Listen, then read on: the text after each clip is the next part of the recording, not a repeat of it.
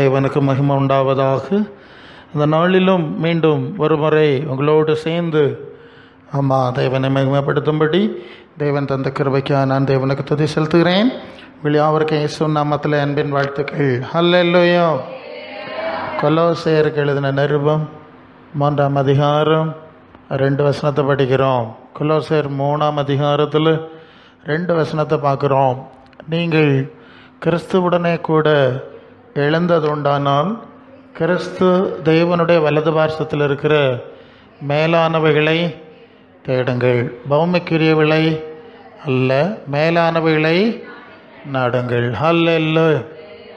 மேலானவைகள் கீழானவைகள், உயர்ந்தவைகள் தாழ்ந்தவைகள், மகிமையானவைகள் அழிவுக்குரியவைகள், நித்தியமானவைகள் அழிவு. இப்படி 2 விஷயம் இருக்கிறத பார்க்குறோம். எந்த விஷயத்திலும் ஒரு விஷயத்தை எடுத்தால் இது ஸ்பெஷல் அல்லது சிறப்பாக, அதை விட இது நல்லதா என்று நாம் கம்பேரிட்டிவ் பண்ணி பார்க்குறது வழக்கம். சிறந்ததை நாம் தேர்ந்தெடுக்கிறோம், அதுதான் நம்முடைய இயல்பு எந்த விஷயத்தை எடுத்துக்கொண்டாலும்.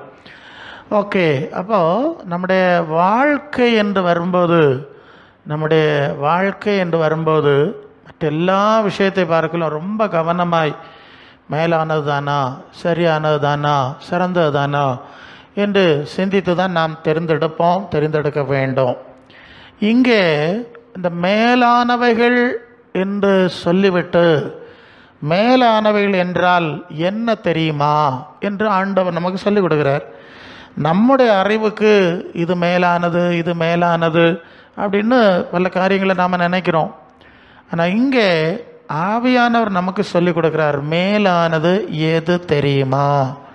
அது என்னது? கிறிஸ்து தேவனுடைய வலது பார்சத்தில் இருப்பது தான் மேலானது. அல்ல, அதை நீங்கள் வெளிப்படுத்தின விசேஷம் 1ஆம் அதிகாரம் 21ஆம் வசனத்தில் நான் ஜெயங்கொண்டு பிதாவாகிய தேவனுடைய சிங்காசனத்தில் அவரோட கூட உட்கார்ந்துருக்கிறது போல ஜெயங்கொள்ளுகிறவன் எவனோ அவனை என்னுடைய சிங்காசனத்தில் என்னுடனே கூட உட்காரும்படி செய்வேன். அப்போ கிறிஸ்து தேவனுடைய வலது பார்சத்தில் இருக்கிறார். அங்கே இயேசுவை பின்பற்றுகிறவர்களையும் உட்காரும்படி செய்வேன்னு சொல்லியிருக்கார். சரியா? இவன் மேலானதுன்னு என்ன தெரியுதா உங்களுக்கு? ஐடியா கிடைச்சா? உலகத்தின் உயரங்கள் அல்ல.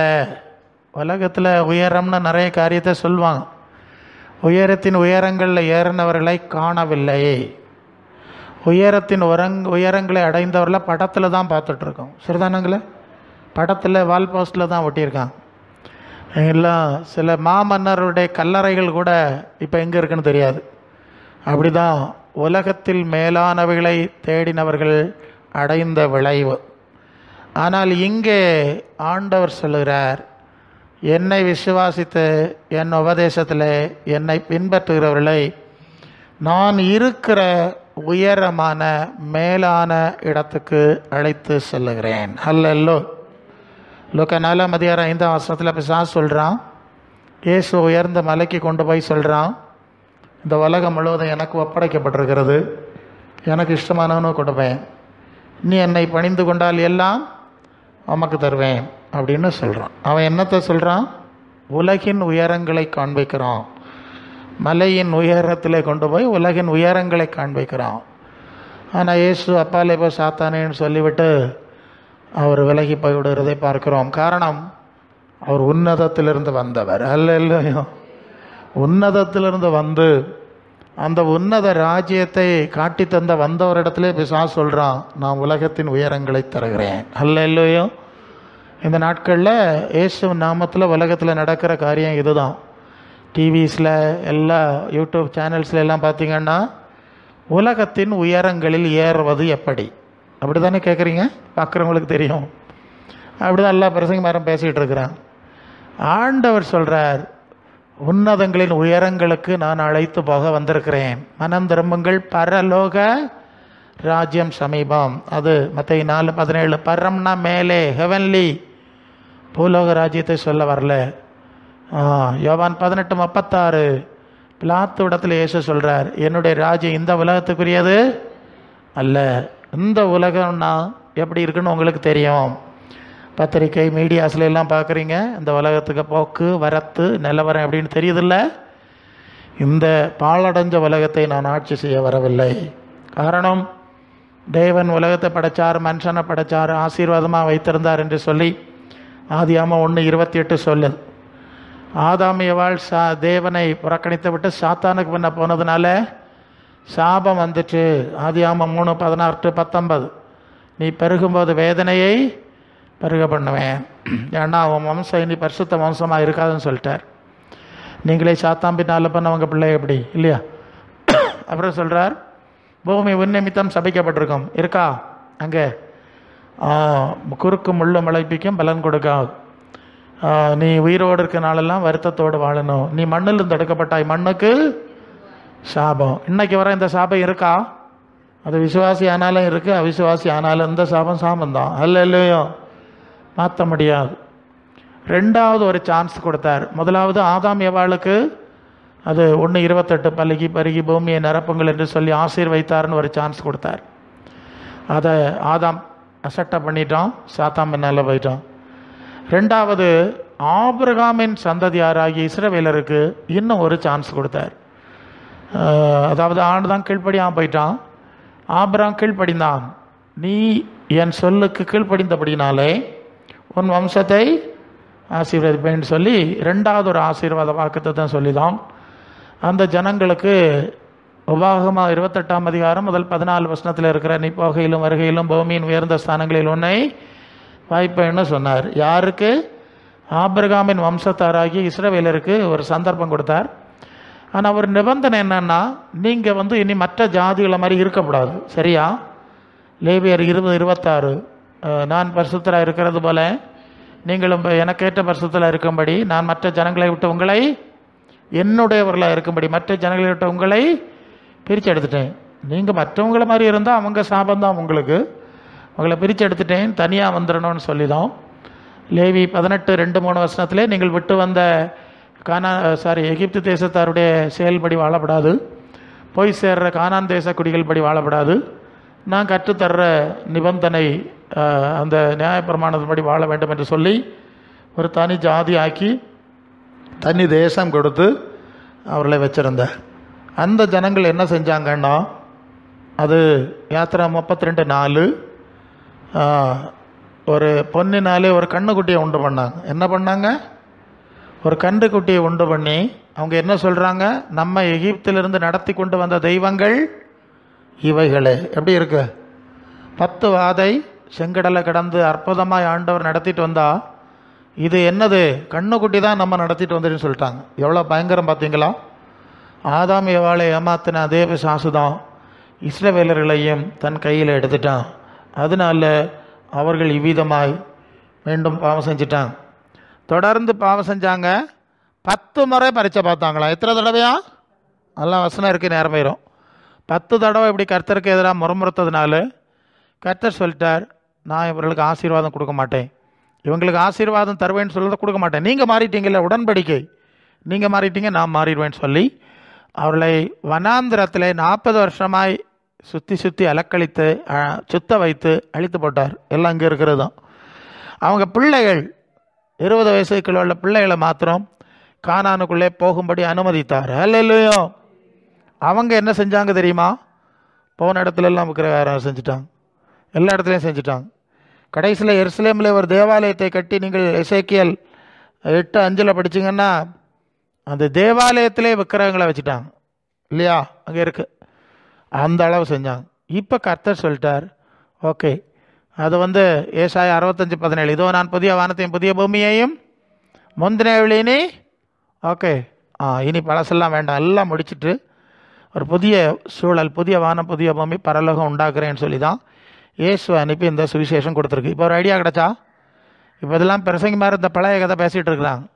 தேவன் முடிச்சுட்டு புதுசு கொண்டு வந்ததை மறைச்சிட்டு அந்த பழைய காலத்தில் நடந்தது சொன்னதை பேசிகிட்டு இருக்கிறான். அப்போ இங்கே வாசிக்கிறோம், நீங்கள் பூமிக்குரியவளை தேடக்கூடாது, அதற்காக உங்களை நான் அழைக்கவில்லை. அதுக்கு 2 பேர் அழைச்சேன் இல்லை, ஆதாம் அழைச்சோம் போயிட்டான், இஸ்ரவேல் அழைச்சேன் இன்னும் சமாதானம் இல்லாமல் அடிச்சுட்டு இருக்கிறாங்க, அது வேறு விஷயம். இதெல்லாம் முடிச்சாச்சு, உங்களை கிறிஸ்து தேவனுடைய வலது பார்சத்தில் இருக்கிற இடத்துக்கு செல்லும்படி தான் அழைத்திருக்கிறேன். அல்ல இல்லையா? ஐடியா கிடைச்சா? இயேசு கிறிஸ்துவன் மூலம் நாம் எங்கே அழைக்கப்பட்டிருக்கிறோம்? மேலான பரலோக ராஜ்யத்துக்கு செல்ல அழைக்கப்பட்டிருக்கிறோம். இதை புரிஞ்சால் நல்லது. இவங்க தான் இயேசுவுக்கு சீஷர்கள் ஆக முடியும். இயேசுவுக்கு சீஷர். இன்னொன்று சொல்லட்டா, மற்ற 28 கடைசி 2 வசனம், நீங்கள் புறப்பட்டு போய் சகல ஜாதியையும் சீஷர் ஆக்கணுமா பக்தர் ஆக்கணுமா? சீஷர்னா என்னன்னு தெரியுமா? யோவான் 8:31 இயேசு தம்மை விசுவாசித்த யூதர்களை நோக்கி, நீங்கள் என் உபதேசத்தில் நிலைத்திருந்தால் மெய்யாகவே என் சீஷர். அப்போ சீஷன் சொன்னால் இயேசுவின் உபதேசத்திலே வாழுகிறவர்கள் தான் சீஷர்கள். சரியா? இயேசு ஆராதிக்கிறவங்க கிடையாது. கிறிஸ்தவ மார்க்கத்தில் பெரிய தப்பு. இப்போ எல்லா இடத்துலையும் இயேசு ஆராதிக்கணுங்கிறதான் சொல்லிட்டுருக்கிறாங்க. ஆனால் சீஷர் அதில் சொல்லவே இல்லை. ஞானஸ்நானத்திலே தப்பு பண்ணுவாங்க. இயேசுவை பின்பற்றுகிற அனுபவம் இப்போ யாருக்கும் தெரியலை. அவருடைய வசனத்தில் நடக்கணும்னு தெரியலை. இயேசுவை சந்தோஷப்படுத்தணுன்னா நிறைய அவரை துதிக்கணும்னு தான் படிப்பிச்சு கொடுக்குறாங்க. யோவான் சுவிசேஷம் 14:23 சொல்லுது. யோவான் 14:23 சொல்லுது, ஒருவன் என்னில் அன்பாக இருந்தால் என் வசனத்தை கடைபிடிப்பான், அவனிடத்தில் என் பிதா அன்பாக இருப்பார், நாங்கள் அவனிடத்துல வாசம் பண்ணும். அப்போ இயேசுவுக்கு மேலே ஒரு ஆளுக்கு அன்பு இருந்தால் என்ன செய்யணும் சொல்லுங்கள்? என்ன செய்யணும்? அவருடைய வசனத்தை, மலையாளத்தில் என் வசனம் பிரமாணிக்கும் அல்லே. ஓகே. அப்போ இயேசுடைய வசனத்தில் நடக்காத ஆளெல்லாம் இயேசுக்கு சிநேகிதர் கிடையாது. அதான் தப்புங்கிறேன். எல்லாம் தப்பாக போகுது. எல்லாம் கத்தோலிக்க மார்க்கத்திலேருந்து வந்தது. ஆராதிச்சா போகிறோம், பூ போட்டால் போதும், சாம்பிராணி போச்சா போதும்ங்கிறது அங்கேருந்து தான் வந்தது. இயேசுவின் வசனத்திலே நடக்கிற அனுபவம் இல்லை. இது ரொம்ப தப்பு. அது யோவான் 13:15 என்ன வாசிக்கிறோம்? நான் செய்தது போல நீங்கள் செய்யும்படி உங்களுக்கு மாதிரி தானே. இயேசுவின் மாதிரியில் நடக்கணுமா வேண்டாமா? நடக்கிறீங்களா? இயேசுவின் வாழ்க்கைக்கும் உங்கள் வாழ்க்கைக்கும் சம்பந்தம் இருக்கா? மத்தேயு 11:28-29 வருத்தப்பட்டு பாரம் சுமக்கிறவர்களே எல்லாரும் இடத்துல வாங்க, நான் உங்களுக்கு. அடுத்து என்ன சொல்லுது? நான் சாந்தமும் மனத்தாழ்மையுமா இருக்கிறேன், என் நுகத்தை உங்கள் மேல் ஏற்றுக்கொண்டு என்னிடத்துல. அவ இயேசுட்ட இருந்த ஒரு முக்கியமான குணம் என்னது? தாழ்மை. தெளிதானுங்களா? மனத்தாழ்மை. இப்போ இயேசு ஆராதிக்கிறவங்களுக்குள்ள அந்த தாழ்மை இருக்கா? கேட்போம். இருக்கான்னு கேட்போம். அப்படி தானே போனோம் நம்ம. பிலிப்பியர் 2:5 போனால், கிறிஸ்து இயேசுடைய சிந்தையே உங்களிலும் இருக்க கிடவுது. என்ன சிந்தை? தொடர்ந்து சொல்லியிருக்கு. அவர் தேவனுக்கு பக்கத்தில் இருக்கக்கூடிய அனுபவத்தில் இருந்த போதிலும் அவர் அடிமையின் ரூபம் எடுத்து ஒரு வீட்டில், ஒரு அரண்மனையில் ஒரு ராஜா பிள்ளையா அவர் பிறக்கலை. மாட்டுத் தொழுவத்தில் அடிமைகளுக்கெல்லாம் அந்த மாடு மேய்க்கிற மாட்டுத் தொழுவம் பக்கம் தான் குடியிருப்பு இருக்கும். அங்கே பிள்ளைகள் எங்கே பிறக்குமோ அந்த அடிமைகள் பிறந்த மாதிரி இவர் கழுதை தொழுவத்தில் பிறந்தார். சரிதானா? அப்போ இயேசுவனுடைய பிறப்பே அடிமையின் ரூபம். நரிகளுக்கு குழிகளுக்கு ஆயத்து கூடுகளை உண்டு, மனுஷகுமாரனுக்கு தலை சாய்க்க இடம் இல்லை. அப்போ வீடு இல்லை. சரிதானுங்களா? அப்புறம் அவர் எங்கே தலை சாச்சார் தெரியுமா?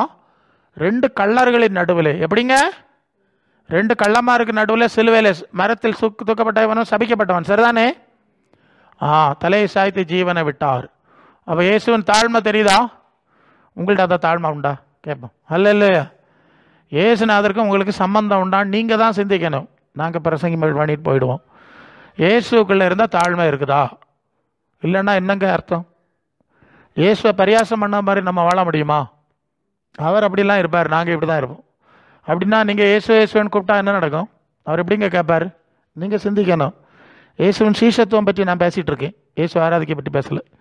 அவர் நாடுகள், யோவான் 10:27-28, நாடுகள் என் சத்தத்துக்கு அவை எனக்கு பின் செல்லுகிறது, நான் அவளை அறிந்திருக்கிறேன், ஒருவன் என் கையிலேருந்து பறிச்சுவிட மாட்டான், நான் அவளுக்கு நித்திய ஜீவனை. அவள் இயேசுக்கு பின்னால் போகணுமா முன்னால் போகணுமா? பின்னால் போகணும். ஏசு சொன்னதை கேட்கணுமா? கேட்டிங்களா? நீங்கள் எல்லாம் எத்தனை வருஷம் கிறிஸ்தவங்கன்னு எனக்கு தெரியாது. இந்த பைபிள் உங்கள் வீட்டில் எத்தனை வருஷம் இருக்குன்னு எனக்கு தெரியாது. உங்களுக்கு தெரியும்ல? ஆண்டவர் சொன்னார், நான் சொன்ன வசனமே கடைசி நாளில் நயந்திப்பாரா இல்லையா? அவர் கேட்பார், என் தாழ்மை உன்னிட்ட இருக்கான்னு கேட்பார். நீங்கள் பதில் சொல்லிவிடும். அப்போ நாங்கள் ஒன்றும் பண்ண முடியாது, நாங்கள் பிரசங்கம் பண்ணிட்டு போயிடுவோம்ல, ஒரு மாதிரியை காண்பிப்போம், அவ்வளவுதான். ஸோ இயேசுவின் தாழ்மை உங்களிடத்தில் இருக்கிறதா என்று நீங்கள் பார்த்து கொள்ள வேண்டும். யாக்கோபு 4 நான் ஆறா அது என்னது பெருமை பெருமை உள்ளவருக்கு தேவன் தாழ்மை உள்ளவருக்கு கிருபை சொல்லியிருக்குல்ல 4:6 தானே. அதிகமான கிருபை யாருக்கு அளிக்கிறார்? சொல்லுங்க. சரிதான், அளிக்கிறாரு. பெருமை உள்ளவர்களுக்கு கிருபை கொடுக்க மாட்டார். தாழ்மை உள்ளவருக்கு தான் கிருபை கொடுப்பார். சரிதானா? தாழ்மை உள்ளவருக்கு தான் கிருபை. உங்கள்ட்ட தாழ்மை எவ்வளோ இருக்குது, எந்த அளவு இருக்குது நீங்கள் பார்த்துடணும். இயேசுநாதருடைய தாழ்மை நான் சொல்லிட்டேன். சரியா? இனி அப்போஸ்தலருடைய தாழ்மை தெரியணுமா? 1 கொரிந்தியர் 4:9 படிங்கள், சீக்கிரம் படிங்க பார்ப்போம். 1 கொரிந்தியர் 4:9 தேவன் அப்போஸ்தலராகிய எங்களை மரணத்துக்கு குறிக்கப்பட்டவர்களைப் போல எங்களுக்கு தோன்றுகிறபடி எங்களை மரணத்துக்கு குறிக்கப்பட்டவர்களைப் போல உலகத்தில் உள்ள எல்லா மனுஷனை பார்க்கிறோம் தரை டிக்கெட்டாக காணப்பட பண்ணினார். உலகத்துக்கு மனுஷருக்கும் தூதருக்கும் எல்லாரும் வேடிக்கையாக பார்த்துட்டு போகிறான். படி. கிறிஸ்துவ நிமித்தம் பைத்தியக்காரப்பட்டான் வாங்கியாச்சு. இயேசு ஏற்றுக்கொண்டனால பைத்தியக்காரப்பட்டோம். அப்புறம் நீங்கள்லாம் புத்திசாலிகள், நாங்கள் பலவீனர், நீங்கள்லாம் பலவான்கள். உங்களுக்கு நல்ல மதிப்பு மரியாதை இருக்குது, எங்களுக்கு இல்லை. இந்நேரம் வர பசி உண்டு, தாகம் உண்டு, வஸ்திரக்குறைவு உண்டு, எல்லாரும் தலையில் தட்டுறான். தங்க இடமில்லாத இருக்கிறோம். கையினால் வேலை செய்து பாடுபடுறோம், திட்டுகிறார்கள், ஆசீர்வதிக்கிறோம், துன்பப்பட்டு சகிக்கிறோம், தூஷிக்கப்பட்டு வேண்டிக் கொள்கிறோம். நான் குப்பையை போல துடைத்து அழுக்கை போல ஆனோம். அடுத்த வசனம், உங்களை வெக்கப்படுத்தும் படிக்கவர்கள். இது யார் தெரியுமா? இயேசுனுடைய அப்போஸ்தலர். அப்போஸ்தலர் யார் தெரியுமா? 1 கொரிந்தியர் 12:28 தேவனான ஒரு சபையிலே முதலாவது அப்போஸ்தலரை, 2வது தீர்க்கதரிசிகளை, அப்புறம் போதர்களை ஏற்படுத்தினார். முதல் அப்போஸ்தலர் 12 சீசர்களுக்கு பேர் அப்போஸ்தலர். சரிதானா? இப்படி அப்போஸ்தலர் அழைப்புள்ளவர்கள் எப்படி இருந்தார்கள் உங்களுக்கு தெரியுதா? தாழ்மை. அவங்களுக்கு ஆண்டவருக்கு இதெல்லாம் கொடுக்க தெரியாமல் இல்லை, கொடுக்க தெரியும்.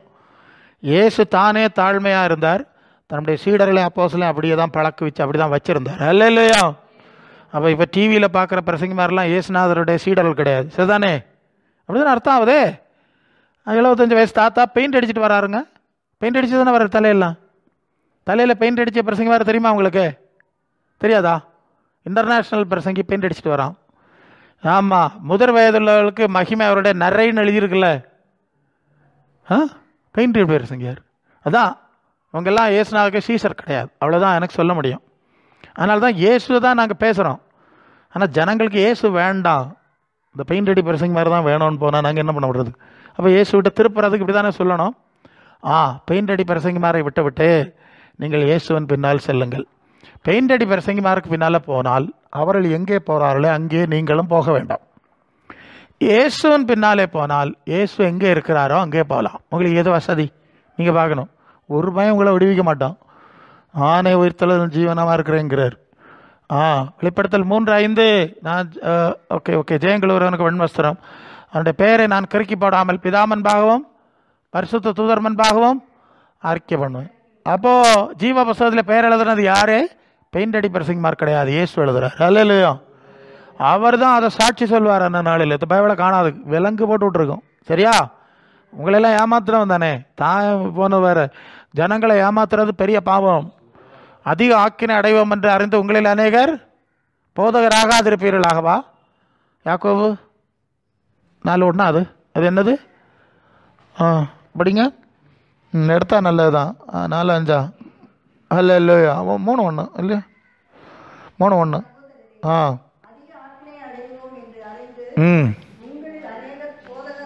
அப்போ போதவர்களுக்கு தானே தண்டனை கொடுதல். இந்த பெயிண்ட் அடி பரிசுங்க மாதிரி தானே தண்டனை கொடுதல். நீங்கள் சொல்லுங்கள். இல்லை இல்லையா? வயசாகப்படாதா? தலை நிறைக்கணும்னு தேவன் தான் வச்சுருக்காரு. நானாக வச்சேன்? நம்மளா வச்சோம்? அவர் தான் வைக்காரு. நிறைக்கணும், எல்லாம் குறையணும், மண்ணில் இருக்கப்பட்டால் மனுக்கு திரும்பணும். சாத்தான் சொல்கிறான் இல்லை, எல்லாம் கிடையாது, நாங்கள் தேவ சாபத்தை மாற்றுவோம் அப்படின்னா சிக்கல் தான். சரி, அப்போ என்ன புரிஞ்சிங்கன்னா இயேசுநாதருக்கு பின்னால் போகணும். இயேசுக்கு சீசர் ஆனீங்களான்னு கேட்குறேன், அதுதான் கேள்வி. சரியா? இயேசுக்கு சீசரில் ஆனீங்களா? இல்லைன்னா சிக்கல் தான். இப்போ சபையெல்லாம் எல்லா சபையும் பிரச்சனை தான். அதனால் ஆவியானவர்கிட்ட பேச சொல்கிறார், எல்லாரையும் சீசராக்க சொல்கிறார். யார்? முன்னால் எல்லாம் அவிசுவாசிகளை சீசராக்கி ஞானஸ்நானம் கொடுத்தாங்க. இவ சபையில் இருக்க விசுவாசின்னு சொல்கிற ஆளெல்லாம் சீசராக்க சொல்கிறார். ஞானஸ்நானம் கொடுத்து சீசராக்கணும். முன்னால் சீசராக்கி ஞானஸ்நானம். இப்போது இப்படி தான் இந்த நிலைமை இருக்குது. கவனிக்கிறீங்களா? அங்கே கவனி. அல்ல அன்புக்குரியவர்களே, இயேசுவின் சீசராகாவிட்டால் இயேசு இருக்கிற இடத்துக்கு போக முடியாது. இல்லையோ? இதில் தெளிவாக இருங்க. இது சிம்பிளான நம்பல். இதில் ஒன்றும் குழப்பறதுக்கு ஒன்றும் இல்லை. இயேசுவின் மாதிரி உங்கள் வாழ்க்கையில் இருக்கான்னு பார்க்கணும். இயேசுவை பரியாசம் பண்ண மாதிரி நீங்கள் வாழ்ந்தா ஆபத்து தான். சரியா? அப்போஸ்தலர்களை பற்றி சொல்லிட்டேன்ல. எபேசியர் 2:20 அப்போஸ்தலர் தீர்க்கதரிசி அஸ்திபாரம் வசி 2:20 எபேசியர் 2:20 அப்போஸ்தலர் தீர்க்கதரிசி என்பவருடைய அஸ்திபாரத்தின் மேல் கட்டப்பட்டவர்களாக அதுக்கு இருக்கிறீர்கள். இயேசு கிறிஸ்து தாமே மூலக்கல். மூலக்கல்லுன்னா என்ன தெரியுமா? ஒரு வீடு கட்டும்போது முதலாவது ஃபவுண்டேஷனில் 2 மூலக்கல் வைப்பாங்க. பார்த்துருக்கீங்களா? மூலக்கல் தான் முதல்ல வைப்பாங்க. அதான் இயேசுநாதருடைய உபதேசம், இயேசுநாதருடைய மாதிரி தான் மூலக்கல். இந்த 2 கல்லு கடையில் இன்னொரு நூல் வைப்பாங்க, கட்டுவாங்க. அது கடையில் மற்ற கல் வைப்பாங்க. இதுதான் அப்போஸ்தலருடைய உபதேசம். அல்ல இல்லையா? பருதிக்கு அகத்து நூலுக்குள்ளே தான் நிற்கணும், வெளியே போகக்கூடாது. போனால் கட்டடம் நிற்காது.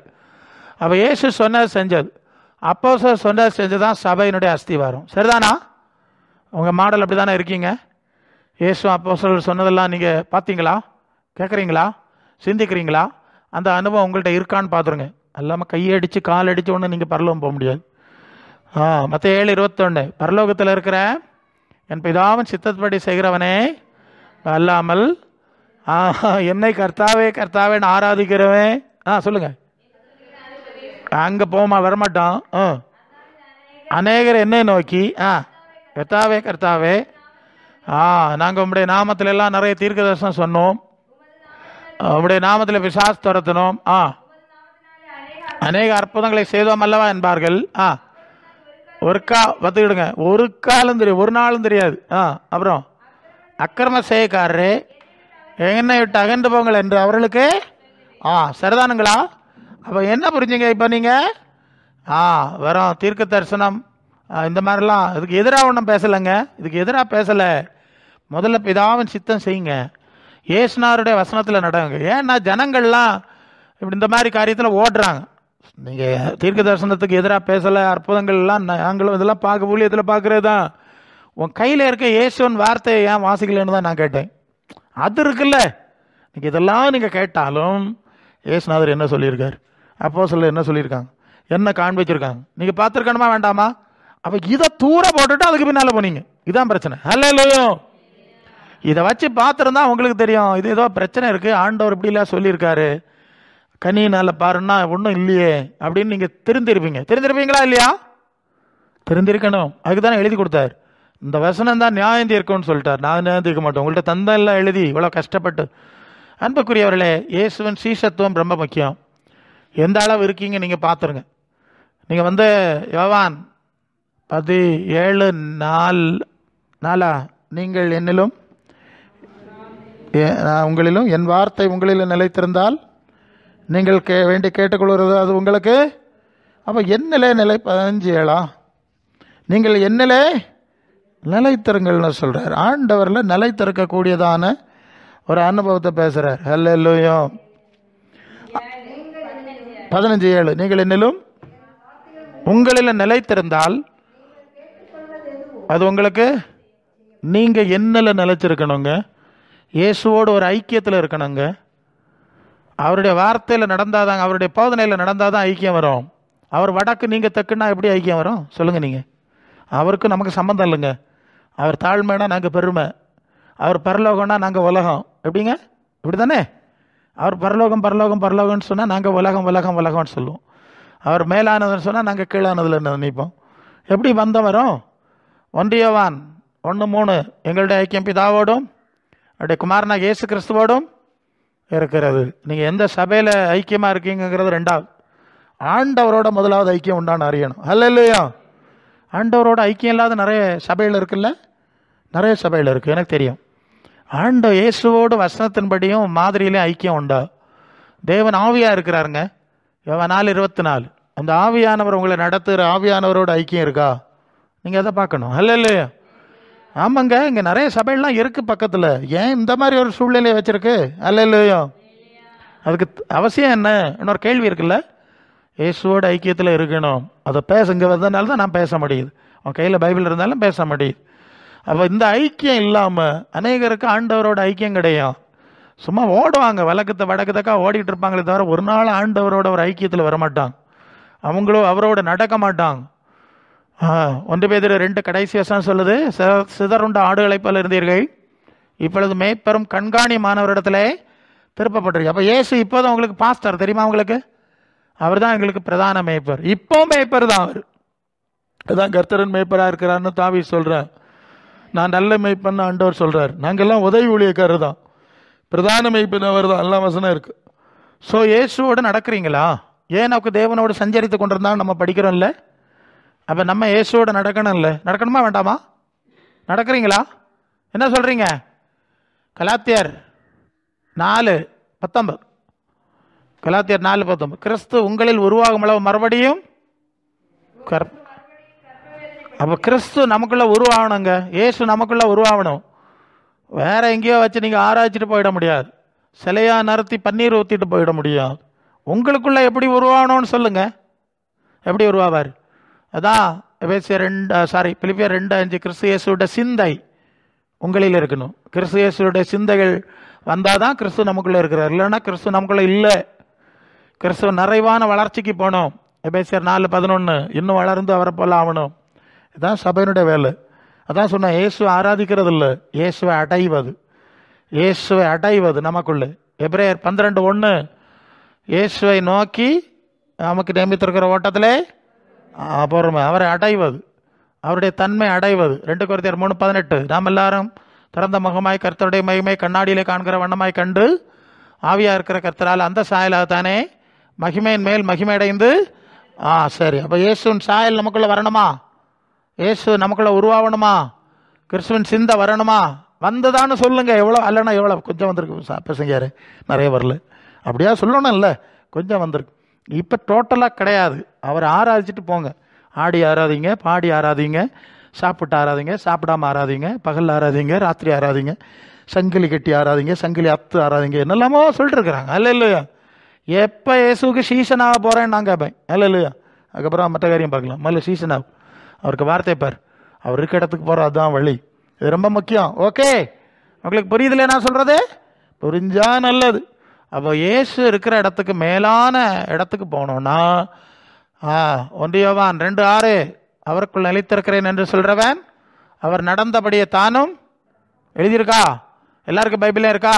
எல்லா கத்தோலிக்க விலியத்திலும் இருக்கு. அவர் நடந்தபடியே தானும் நடக்கணும். 1 பேதுரு 2:21, அவருடைய அடிச்சுவடுகளை பின்தொடர்ந்து வரும்படி மாதிரியை. இதுதான் பிரச்சனை. இப்போ அப்போ மணவாட்டி சபைன்னா என்னது? இதுதான். இந்த அனுபவம் இருக்குது தான் சபை. உங்களுக்குள்ள என்னெல்லாம் இருக்குன்னு நீங்கள் பார்க்கணும், என்னெல்லாம் இல்லைங்கிறத நீங்கள் பார்க்கணும், எந்த போல்ட் நட்டை சரி பண்ணுங்கிறத நீங்கள் தான் பார்க்கணும். அல்ல இல்லையோ? சும்மா பாட்டு பாடிட்டு ஒரு இடத்துக்கும் போக முடியாது. சபை என்பது கிறிஸ்துவின் நிறைவு. அதான் எபேசியர் 4:11, கிறிஸ்துவின் நிறைவான வளர்ச்சியின் அளவுக்கு தக்க பூரண புருஷராகும் வரைக்கும் சபையானது சீர்திருந்தணும், பரிசுத்தவான்கள் பக்தி விருத்தி அடையணும். அதுக்கு அப்போஸ்தலர் தீர்க்கதரிசியும் இப்போ நாங்கள் எங்களை மாதிரி பிரசங்க மாதிரி அதனால தானே வந்தோம். பாஸ்டர் இங்கே இருக்கார், நான் ஏன் பிரசங்கம் பண்ணுறேன்? அது எனக்கும் ஒரு ஊழியாக இருக்குது.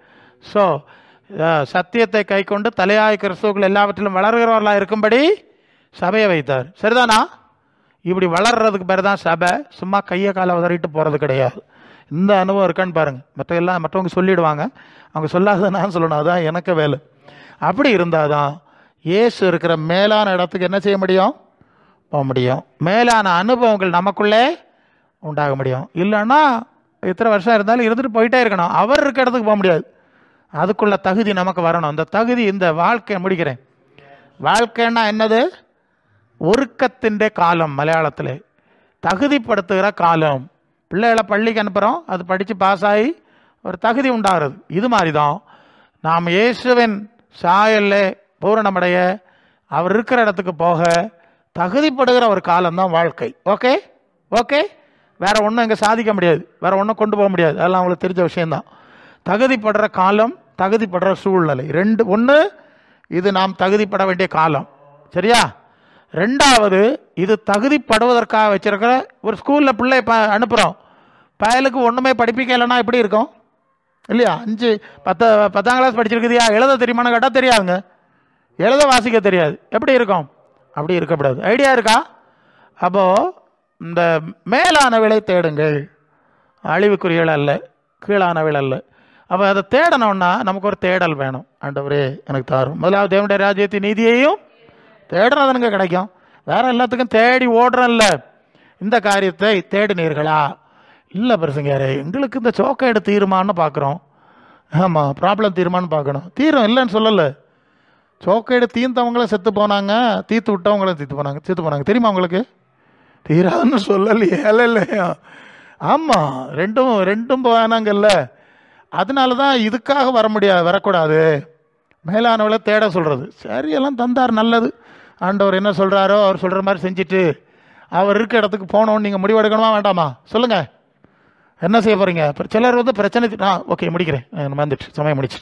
அது என்னன்னா, ஒரு ஞான ஸ்நான கூட்டம் பாருங்கள்.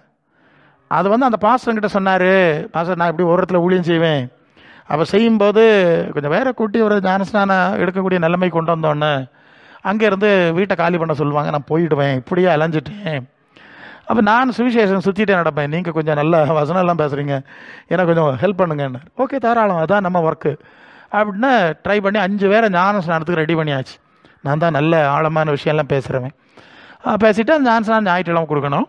அப்போ காலையில் இங்கே சார் அந்த வீட்டில் தான் கூட்டம் நடக்கும். இப்போ நீங்கள் சாட்சி சொல்லுங்கன்னு சொன்னேன் எல்லார்ட்டையும், அந்த 5 பேர்கிட்டையும் சொல்லுங்கள், ஏன்னா ஞான ஸ்நானம் எடுக்கணும். ஓகே, சாட்சியெல்லாம் சொல்லிட்டான். மத்தியானத்தை பிறகு தலைமை சபைக்கு தான் ஞான ஸ்நானம் எடுக்க கூட்டிகிட்டு போனோம். அங்கே போனால் அந்த பாஸ்டர், தலைமை பாஸ்டர் தான் ஞான ஸ்நானம் கொடுப்பார். அவர் அவரும் ஏதோ நீங்கள் சொல்லிட்டு ஒரு சாட்சி சொல்லுங்கன்னு சொல்லிட்டார். திருப்பியும் சொன்னார் அது அவருக்கு இதுக்கு. அப்போது அதில் ஒரு வயசான பாட்டி இருந்தாங்க. அந்த பாட்டி என்ன சொல்லி தெரியுமா? உனக்கு நீ ஞான ஸ்நானம் எடு, உனக்கு இந்த இழுப்பு வியாதியெல்லாம் கூட அவன் அந்த பிரசங்கியார் சொன்னார், அதனால தான் வந்தேன்னு சொல்லிட்டு. நல்லா கவனிக்கணும். ரொம்ப வருஷத்துக்கு முன்னே, நான் அங்கே போகிறதுக்கு முன்னாலே இந்த பிரசங்கியார் சொல்லியிருக்காரு, நீ கூட்டத்துக்கு வா, நீ ஆண்டவர் ஏற்றுக்கொள்ளு, நட உனக்கு ஆண்டவர் சுதந்திரவார் சொல்லியிருக்கார் ரொம்ப வருஷத்துக்கு முன்னே. அதுக்கு பிறகு நான் ஞான ஸ்நானம் சோக்கைட்டு தீர்றதுக்கு உள்ளது இல்லை, அது பரலோகத்துக்கு போகிறது. சோக்கைட்டு இருந்தாலும் இல்லைன்னாலும் போனோம்ல அப்படின்னா வேறு காரியம்லாம் நான் நிறைய சொன்னேன். அது ஒன்றும் அதுக்கு மண்டையில் ஏறல. ஓகே, அதுக்கு முன்னால் எத்தனையோ வருஷத்துக்கு முன்னே சொன்னார்ல, அது சொல்லிட்டு அதனால வந்தேன். எப்படி இருக்குது? இது மாதிரிலாம் நீங்கள் இருக்கக்கூடாது. ஓகே, சரியாக புரிஞ்சு சரியாக நடக்கணும். அப்போ கிறிஸ்து தேவனுடைய வலது வருஷத்துக்குள்ள மேலானவளை தேடுவீங்களா? தேடுதுன்னா தேடுங்க, இல்லைன்னா உங்களுக்கு கிடைக்க வேண்டிய இடம் கிடைக்கும். மலர் வளையம் என்னது சொல்லிடுறேன், முடிச்சிடுறேன். மலர் வளையம் கிடைக்கும். ஆண்டவர் சொல்லார், மரண பரியந்த உண்மையாரி ஜீவ கிடைத்த உனக்கு உங்களுக்கு எது வேணுங்கிறது நீங்கள் முடிவெடுங்க. மேலானவளை தேடும்படி கர்த்தர் உங்களுக்கு உதவி செய்து உங்களை ஆசீர்வதிப்பாராக. ஆமென்.